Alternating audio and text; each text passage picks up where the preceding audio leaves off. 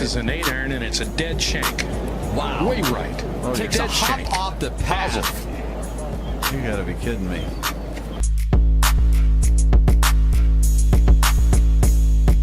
Very tough pitch shot right here. You gotta hit it into the hill, one hop up and bite, and it's in. Kind of like that.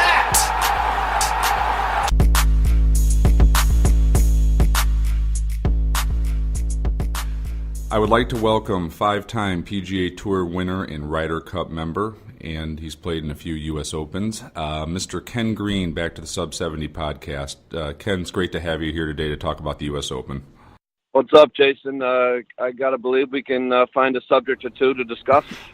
I think there's a few from this week, so I'll just start off from like 10,000 feet, and then I'll start narrowing it down from there. But just give me your overall general thoughts of what you saw this week and your kind of overall synopsis of the tournament. Well, I am stunned that everywhere in the world, when you continually screw up, you get fired. The USGA has made error after error after error. And they give you this little, we're just trying to find the best player for the week, or it's the same course for everybody. And it's like, I mean, it's sad. I wish I had, Jeff Bezos or the Amazon guy? Yep. I wish I had his money, because I would bury the USGA and put him out of business, because they don't do enough to grow the game of golf. Their main focus is to run these jobs, these tournaments, and they can't even do that right, and yet nothing happens. I don't get it.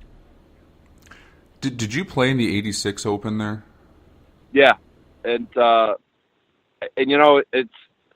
I hate to keep talking about, well, in my day, the grumpy old man thing, but every U.S. Open was like that in the 80s. I mean, they tortured us. I mean, it was insane. And imagine Shinnecock when on Saturday and Thursday when the wind and the greens got bumpy, and then it had spike marks to it. You want to talk about the fear of God? I mean, it just beat you up. I mean, there's no other way around it. So even back 30 years ago, it was still it's no more difficult than what you saw, though. For example, Saturday afternoon, you guys played in those conditions, and that was just the norm. Is basically what you're saying. They got the green. You got to remember, they didn't have those machines where they could just stick a little poke in the green and see what the temperature is. So they were winging it. I mean, I can't tell you how many times I played Augusta or any of these U.S. Open courses where the greens are turning blue. And I've never seen that. It's got to be crazy. They would just sit there and give us this smirky answer, and inside they go have their beers and laugh, because they knew exactly what they're doing. Don't that they don't know what they're doing. They know that they're trying to push it and go to the edge, because they're trying to create the Phil Mickelson breakdowns. Let me ask you this. So you played in a number of U.S. Opens, obviously. How did you prepare for a week like that? What was sort of your mental approach going into something that difficult? If you can kind of walk us through it. Obviously, the first couple of years, you have no clue that this is what it's about to be, because you assume that they're going to be like a little harder than most tour events, but you have no idea, how hard they're going to set it up. And then after that, it's just a question of trying to make sure that you didn't fall into that trap of losing your emotions. And in my case, because I was so aggressive and, foolishly so, I got destroyed by major U.S. Opens and Augustas when they got those greens turning blue. And, I'm thinking I can hit my 5-iron in there, a tap-in range. But you have to, Nicklaus has it best. I mean, there's a reason that he's the best. He was able to push the USGA aside and just say, I'm literally going for the best part of the green every time. And he didn't care if he had a wedge in his hand.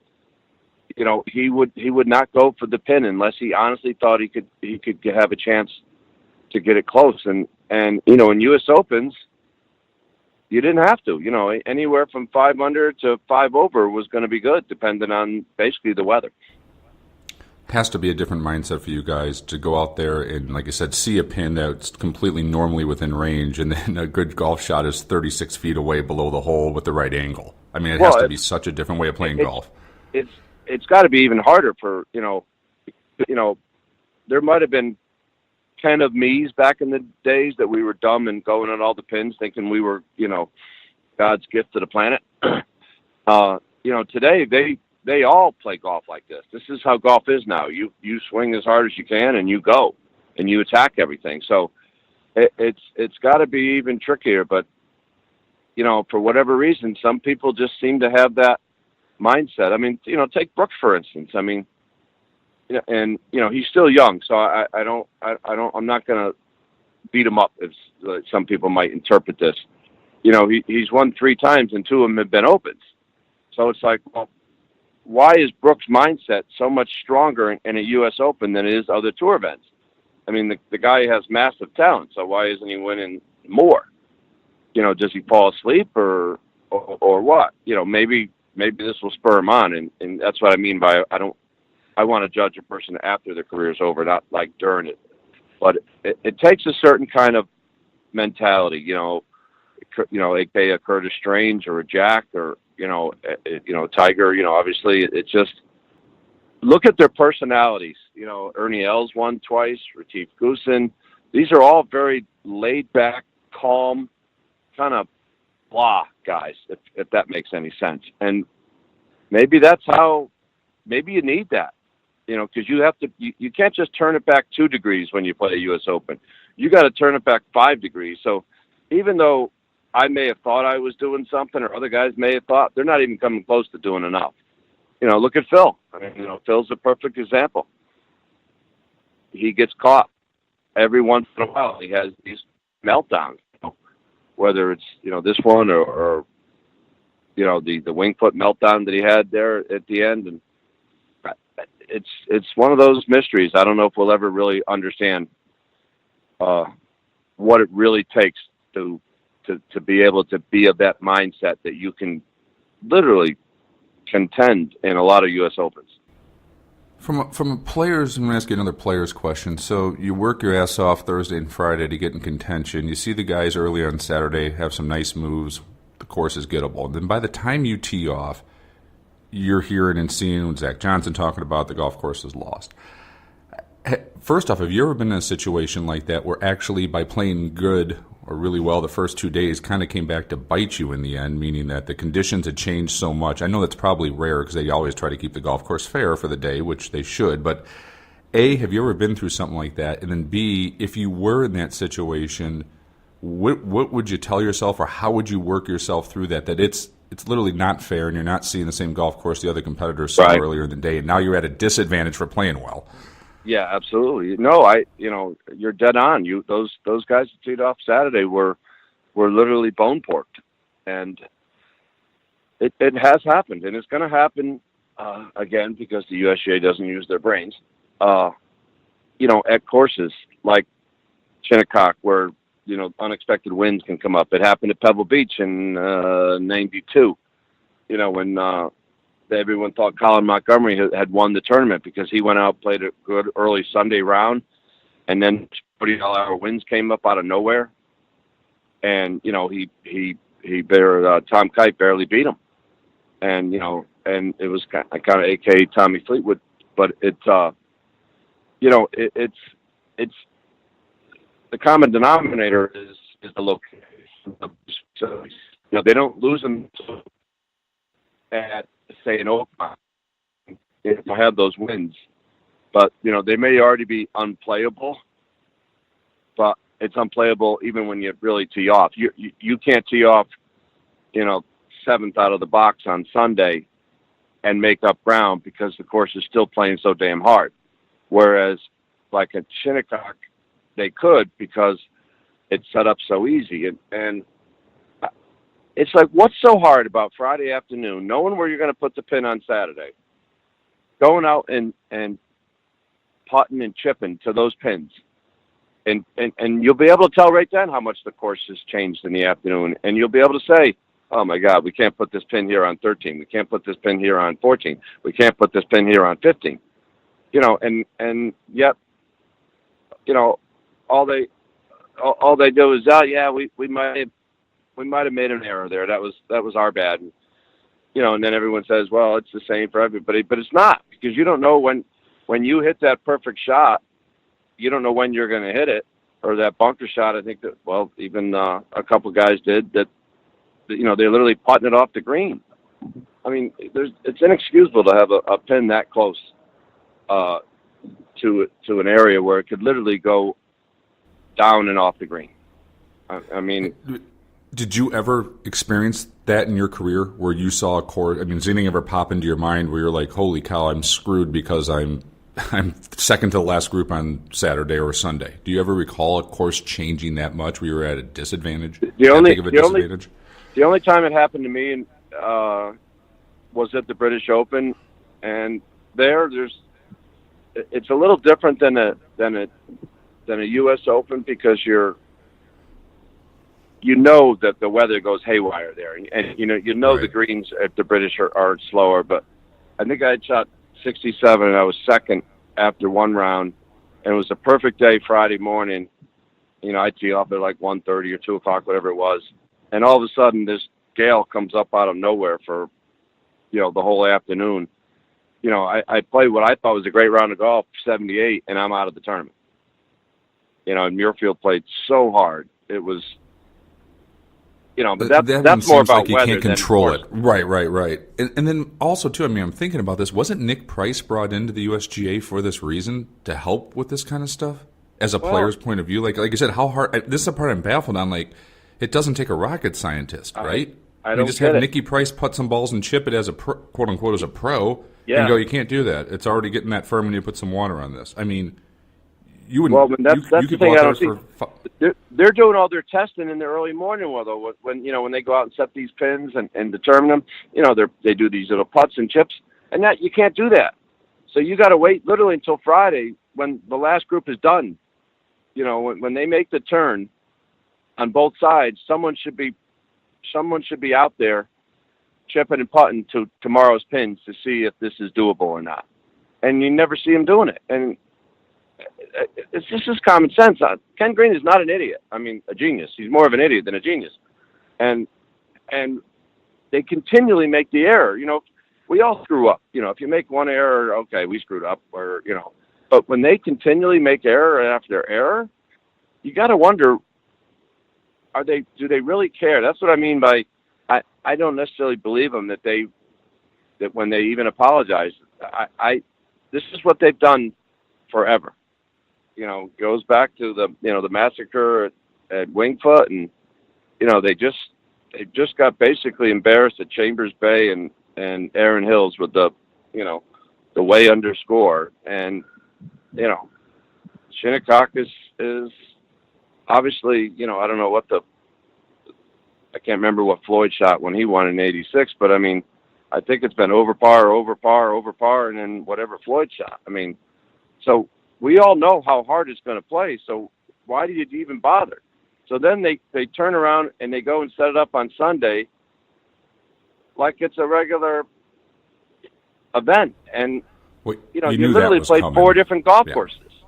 Right. You knew that one was coming on Sunday. Yeah, and you know, I mean, Brooks played great, and everyone says, well, he played the best. But, you know, we never know, really, because it's not hard to set up a golf course fair but hard.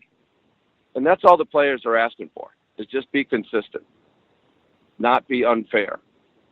And you know, they, for the first time, found out what the USGA can do at times. And, you know, what do they do next year when they go to Pebble? Well, that's an interesting topic. So that's on my list. So my question is, I've played there, and the conditions can change, you know, 3 times in one round. The golf course isn't long. So, I mean, tell me if I'm wrong. I mean, I'm thinking you could narrow it and stuff, but they hit, you know, I was just at a web.com event doing some media stuff in our area, and golf course plays 7,400 yards, but it narrows, and they're hitting driving irons 280 yards with it kind of fast and firm that week. The conditions allowed for it. So the problem they're going to have is to defend the golf course, you're going to have to trick it up, right? Because otherwise these guys it'll look like the AT&T Pebble Beach Pro-Am. But then how do you not go over that line again where you get, like a better word, carnival golf? Because it's not going to, driver's going to be taken out of their hand if you make it fast and firm. So I'm trying to picture in my head, do you let them just shoot 10 under par and say that's fine, that's what we're going to accept? Or how do you do it? How do you set that golf course up for next year? Pebble's only defense is the weather and getting those greens like rocks. And if they get them like rocks and wind comes, they're absolutely screwed. So now, like my opinion, if Ken Green is setting up you a Shinnecock, I would literally have had different fairways caught at different heights. I would have had different greens caught at different heights. And I will tell the players, this is what we're doing. This might allow us more pins. Shinnecock, when it was designed, believe it or not, on those slopes, you could use those pins back then, but they were hard curlers. But, greens were, I don't know, they might have been lucky if they were 6 in 1920. So why not pull back the speed on some greens? But they have this mindset that we have to cut them all the same. We have to have the fairways the same. I would literally have some fairways a little softer to try to tease guys into hitting driver, have some firmer, and do the same with the greens. And then the guys who decide to play the golf course a certain way versus another player can either be rewarded or not. Because otherwise, Pebble has very small greens. So what can you do? Yeah, I'm like I said, it's going to be really interesting to see what they do after this, because like I said, I think there's going to be no middle ground. I think it's going to be hard for them to quote unquote get it where exactly they want it, where it's either going to be soft and some guys are going to go really low, or it's going to be basically unplayable, because like I said, it's not a long golf course. I mean, especially for those guys. So yeah, and then this brings back my next question to you. Do they have to stop using these quote-unquote classic golf courses for the reason you just stated? The slopes in these greens, when they were built, no one dreamed the green speeds would get up to where they're at. Right. Do you have to start using modern golf courses? And I wrote in my notes here, like Hazeltine, like what they use for the PGA. Now, of course, Hazeltine's not nearly as good as Shinnecock or Pebble Beach, but it's a big parkland golf course. You've got some room. You can make it long. Do you then just set it up kind of like a PGA and let them shoot anywhere from 8 to 12 under and call it an afternoon so it's a fairer test, and stop trying to take these golden age golf courses that were never designed to be played with this yardage, with these green size, with this slope, and try to somehow, quote unquote, hold it to a line, which isn't going to work? It's either that, or like I was saying before, they're going to have to make the decision that we're just going to have to not cut the greens so low. And I don't know if the USGA would do that. I mean, at Pebble, you could put the driver in the trunk. You don't need driver, period. The course just isn't very long, and there's no real room. So unless they come up with, which I think is something for the future, is portable tees where they just use them for that week to force the guys to hit driver. I think their only choice is listen, guys, we're not cutting it, holes like 11 at Pebble or 4 at Pebble. We have to cut higher, or we can only use 2 spots on the green. Right. I mean, those greens are tiny there. I mean, I don't think the average golfer understands how small those greens are there. I mean, those are tiny puppies. And if you get those things like rocks, I played it, the 92 Open, and I literally remember watching my ball bounce 30 feet in the air on the first hop on the 15th hole after hitting a 7-iron. And I was like, oh, I am way out of, I have no chance here. I'm just doomed. Now they hit it much higher and they get more spin now because of the velocity of their swings. But again, if you get it too hard, you're making it unfair. So It's just a question of whether the USGA can sit down and pull back their mindset and say, this is what we have to do. Guys will be fine with it. You don't see them bitching at the British Open when those greens are only putting to 10s because, they can't have many faster because if they get those windstorms, the balls will roll off the green. And you don't hear any players saying. Yeah, they get it. And the people, and I think the players, well, I don't want to speak for players, I'll let you comment on this, but they understand that the weather can come in, but the R&A seems to have a pretty good handle of setting up the golf course for these different conditions that you can get, right? You just don't hear the player feedback of an Open Championship. And if you do get the bad break, you realize it wasn't something the R&A did. It's just the nature of that tournament. Yeah, there's not one player that will ever moan and groan about the weather because it is what it is. You can't control that. But look at what Stenson and Mickelson did. I don't know, it was like 2 or 3 years ago. With that classic battle they had. I mean, no one says, "Oh, geez, that Troon was no good because the greens were only 10." One guy shot 63, one guy shot 65 the last day. It was a great British Open. So why don't they learn? I know that's quote not Golf America, but if they're going to go to those venues, if you're going to use Shinnecock and you're going to use Pebble, and maybe Bethpage to some extent, you're going to have to say we can't cut these greens that fast. I mean, we just can't do it. Now here's another issue that comes in play. Winged Foot in 2 years. Well, do you think the grounds crew, the members of Winged Foot, are gonna say we want our course beat up? So, they're gonna get those greens as hard as they can. It's just we're opening up a door to something that could turn into an absolute, a clusterfuck, and we don't. That's just not what golf's about. People are okay with watching guys get beat up, but you still want it to be exciting. Whereas, Shinnecock was more about, the Saturday was, a joke, and then Sunday turns into, oh my God, the greens are holding, and they're nowhere near as fast. And, why not make players think? Nothing wrong with having, 4 fairways running at this speed and 4 at this speed and 4 at another speed. Then players have to think even more when you do that to the fairways and the greens. The other thing I'm thinking of is, they're trying to grow the game, and I'm sure somebody tuned in Saturday afternoon to watch that or whatnot. It's a major, it's supposed to be fun. They go, really? This looks like a disaster. Like, I don't know if I want to, go spend some money on some clubs and play a quick 9 after seeing. I just don't know if it's exciting, like where people get, like you said, when Stenson and Mickelson won at it, that's exciting, and people get excited about golf. I don't know if. I'm fairly certain that doesn't fit in that realm.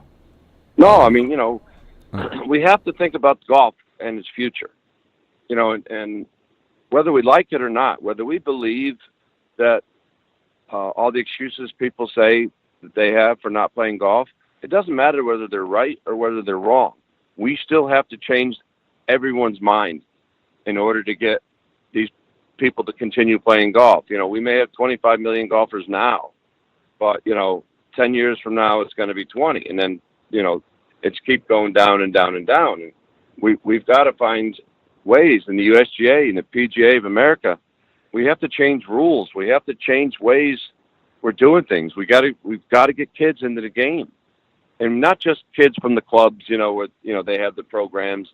We've got to get the average kid, from middle America, that's willing to go out there, and we're not doing that. I mean, golf is going to turn into a game of the elite again, and it just pisses me off that no one seems to be doing anything about it.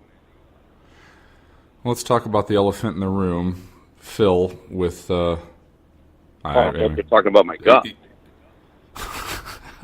What do you make of it? Just from a player standpoint, you watch it. I've seen the replay. I won't say anything. What do you think? The way I look at it is, Phil's Phil, and he had a meltdown. And instead of just saying, you know what, I screwed up and I'm going to leave, he double downs and comes up with this bogus reason. And it's like, I don't get it. I mean, I know, I've always said forever that the one common denominator that all the great golfers have is their egos are off the chart. And he just refused to accept that he was going to tell somebody he had a meltdown. And, this was his opportunity, he thought. Think about it. When was the last time Phil Mickelson only missed 2 fairways in 36 holes at a U.S. Open? Yeah. He his Achilles heel was surpassed, right? Like, this is where, this was it, man. He knew this was a great chance. And then, then comes that day, Saturday, and he starts playing poorly. And it's like you have just been, you're devastated. You're in shock. You realize you're one of your best opportunities in the next 3 or 4 years is gone to, quote, finish the Grand Slam. And he just had a meltdown. But the one thing I haven't heard anyone mention about is, and I guess only the psychologists or the experts in the world, you can't tell me that in 2 seconds Phil put Rule 14.5 in his head and decided to give himself that 2-shot penalty. Think about it. I mean, we were sitting here talking, and I couldn't even think about 14.5 and remember the rule properly. And you're telling me he had the wherewithal while he's running? Yeah, I find my opinion is it's hard. I think it's convenient for him to say this is what happened. I building the frustration of what happened, I highly doubt, unless he's just an absolute savant, but it's not even the right ruling, right? You would have just taken the unplayable. Right. So, right. Everything he says is just, but that's Phil. Phil can't, when Phil has his moments, it's not look back at, those occasional moments where he, and I don't remember the year when, Watson was the captain when they were over, Ryder Cup. Yeah, the Ryder Cup, and he came out and just lambasted, and that was all frustration and you would, why in God's name, the captain has nothing to do with how you play golf. I don't care if he put his arch enemies as teammates. You're playing in the Ryder Cup. Those players have failed miserably at the Ryder Cup. Don't blame it. And this, occasionally Phil has these moments. Phil's been great for golf, and so it just, we all have our meltdown. So why can't he just say, oh boy, that was a meltdown of meltdowns? But I'm assuming you've had one, right? Like, it's had to have happened to you where you've gotten so pissed. Oh God, yeah. The eject button kind of happens, right? I mean, it can get to that point Absolutely. of boiling over when you're trying so hard and it's just not working. That's the end result, right? It's something you want so bad, and you just keep coming so close. I mean, think of how often 6 runner-ups. It's the last leg of the slam. And he's a big history buff. He cares about legacy and where he's going to be and on the pole, so to speak, of great golfers. And for him, it's a big deal. And I just think it's a shame. And I hope he doesn't lose any fans for it.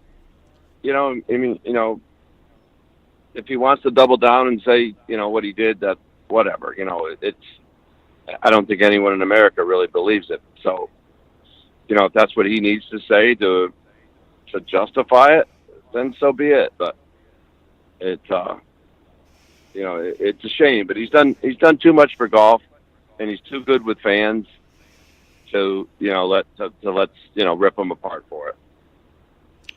Let's talk about defending titles from a PGA Tour player's perspective. You've done it. You've won multiple times in the PGA Tour. Is there a different mindset for defending?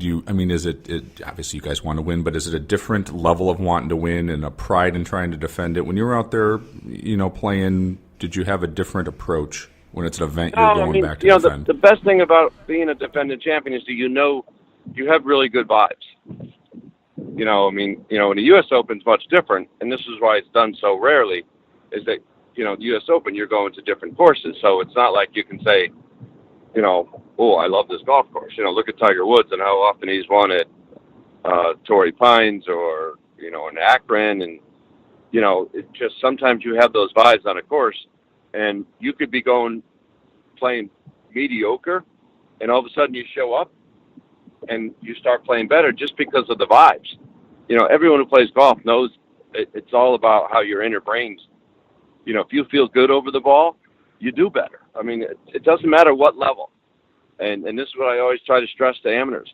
I said pros have these same feelings that it's just harder to recognize for us because the pros are so good. You can't tell, a mishit shot was based on our head going haywire before we hit the shot. And, to do it in a U.S. Open is just like, wow. I mean, that's, think about it. Curtis was the last guy that did it, and then Brooks comes in and does it, and it's just, it's impressive. There's no other way around it. What's your thoughts on Brooks' Cup? You brought it up a little bit earlier of, and he says he's underperformed for his talent. 3 wins, but now 2 majors. Do you see that, next 10 years you're talking potentially a 15, 20 win guy with 3 or 4 majors? Obviously he has the talent, but how do you assess his game? Well, therein lies the unknown factor of everyone is what's inside. How driven is he? Obviously in today's world, financially you're set after a couple of years now, so money's not an issue. So that's actually sometimes a detriment because now it's pure yourself. How focused are you? Are you driven? Do you want to surpass anybody, say in the modern, do you want to get to that 7 or 8 majors or, potentially you could be, even more, and I don't know. I mean, Brooks is so quiet and reserved. It's hard to tell how driven he is. So it's,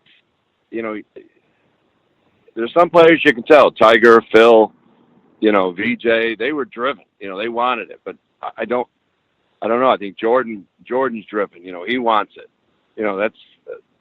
That's the unknown. Does something happen talent wise? Good Lord. Of course he's got, you can't win, 2 U.S. Opens. He's got the mindset and not have the skills to do it. So it's just a question of, he's only, what is this, 27? Yeah, 27. And, so, I mean, he's got a good 15 years left. So as weird as this sounds, it's almost like if he wants it, it's probably doable. Now they also have a problem in that there's also 10 guys that are also in that same age that are also great. I mean, the tour is in great position in that respect. Normally there's, you have the Jack, and then 10 years later there's a Watson and, a Trevino. There's always been some gaps where, except for maybe my era where, there's so many guys close to each other. Right now there's so many guys, whether, you got Rory and Justin and Johnson and, Spieth and, Day and, there's tons of them. I'm obviously missing a bunch, but I honestly think you got 10 guys that can just, for the next 15 years, are going to be beating on each other's heads. Well, and that brings me to something I know that you highlighted your career and enjoyed playing in so much, Ryder Cup. And the American team is starting to look better and better. I mean, you just look at that leaderboard. I mean, obviously Tommy Fleetwood played great, but Patrick Reed is now showing up at majors. And you just sort of look down that chart of depth.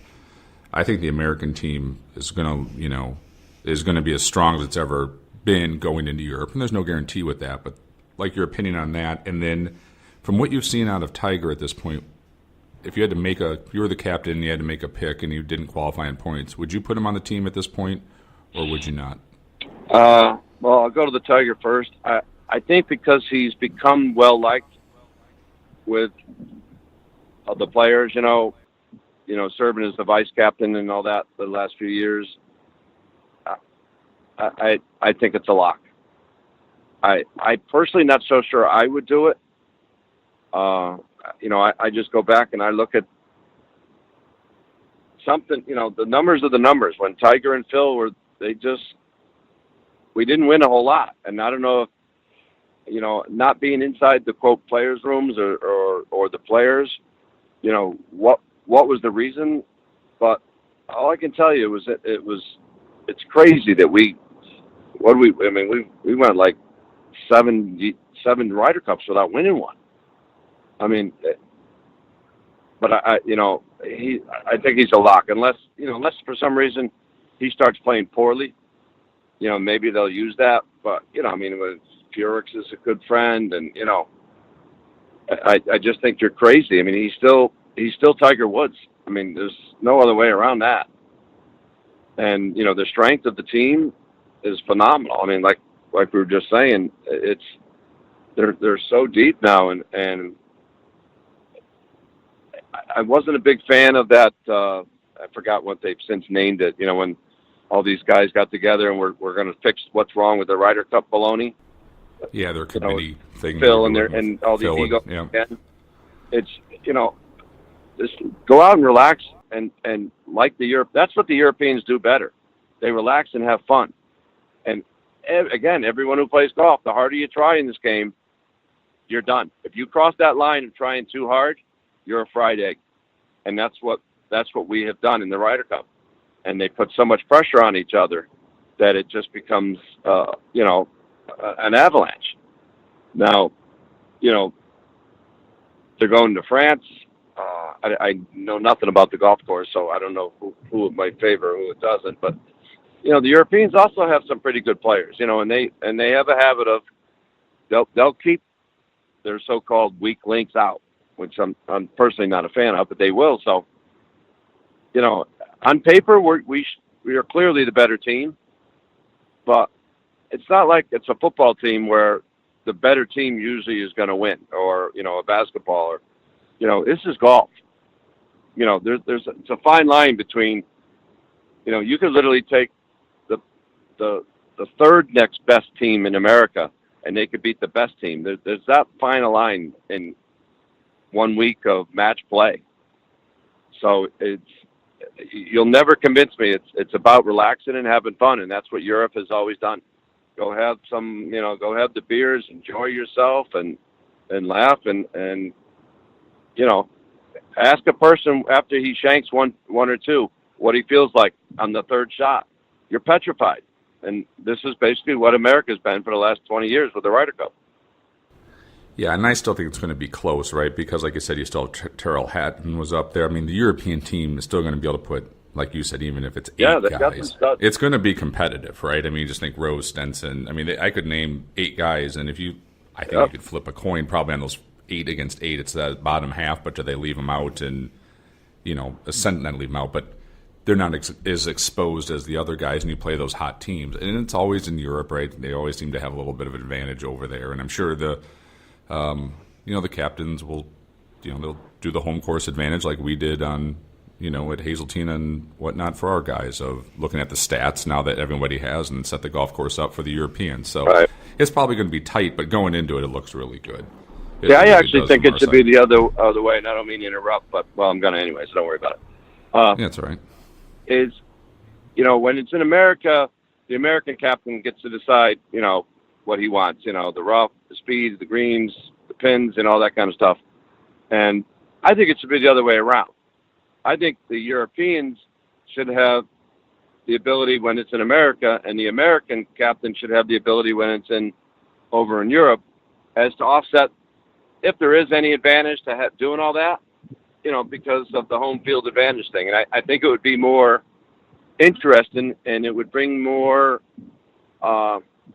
questions from the media and the world as to, because no one ever even thinks about it when it's done, because they don't even, it's like they don't even know that the American can decide, what rough he wants on his course and the speed of the greens and the pins. But if it was the other way around, there would be all sorts of attention to it. And it's, I'll give you an example. That's interesting. Yeah, that's an interesting point. That would be actually pretty fascinating, because it would bring one more element of into it.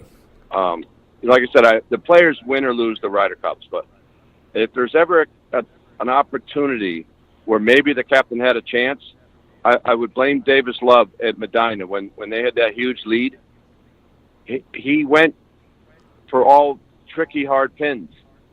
And my belief was you should have just gone with moderate pins because it's a lot harder to make birdies than it is to make bogeys from those nasty pins. And, obviously we know what happened, but other than that, I think it would be great talk, sports talk if Furyk could decide how he wanted to set up the European course, and Thomas Bjorn could set up the American course. Why not put more flavor into an event that's already the best of the best?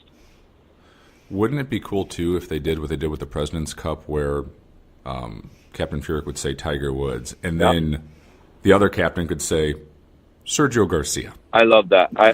Wouldn't that be awesome to set that up that way? Like you could the just male make ego it again. The male ego. The PGA refuses to take an idea and say, that's a great idea. We're going to do that for the Ryder Cup. No, we're not doing wouldn't that. I mean, like, everyone in the world wants that. Right. Like, how many times did Tiger play VJ when they were both in their heyday, right, at the President's Cup? Like, you knew both captains were waiting to be like, or when Mike Weir beat Tiger at home in Canada when they had it up there, right? Like, that's what everyone wants to see, right? Like, Anna's home turf, Weir versus Woods, let's do it. Yep. Right? Like, I'm how with great would you. it be to see Tiger against Sergio right now? Like, that would be such a great Sunday match. I don't know why they don't do it that way, because I think it'd be better television. Absolutely. I mean, why wouldn't you want? It just makes no sense, Or the other thing is that it might be the biggest crime in golf is what's this half shot thing? Because of what the team did 2 years ago, we're giving the new team a half shot lead. So if we tie 14-14, you're considered the winner. That makes no sense to me. Have a playoff, period. Pick a guy and have a playoff, right? Yeah. I mean, I don't Pick care a what guy. you do, but when Tiger Woods was beaten up on the world, they didn't say to Tiger, "Oh, Tiger, you're so good. We're subtracting one shot from your score today," which is basically what they're doing at the Ryder Cup. I mean, it's insane that if you tie, it's decided by what happened 2 years ago.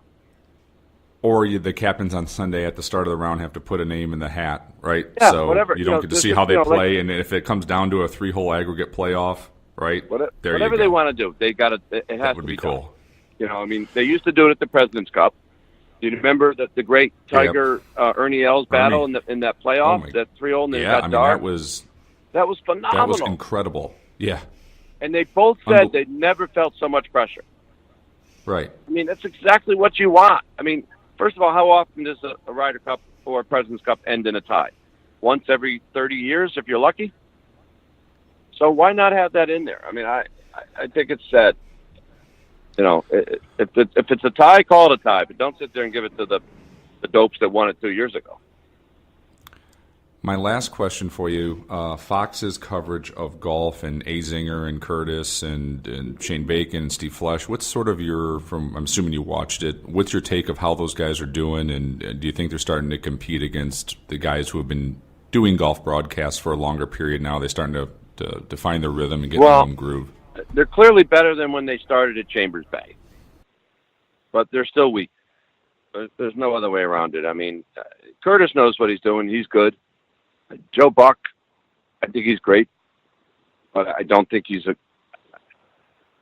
tries to create too much. And golf's just golf. Just talk about it, and Zing's okay. I mean, I don't think he's great, but he's okay. And they've got some work to do. I mean, there's no other way, There's no other way around it. They don't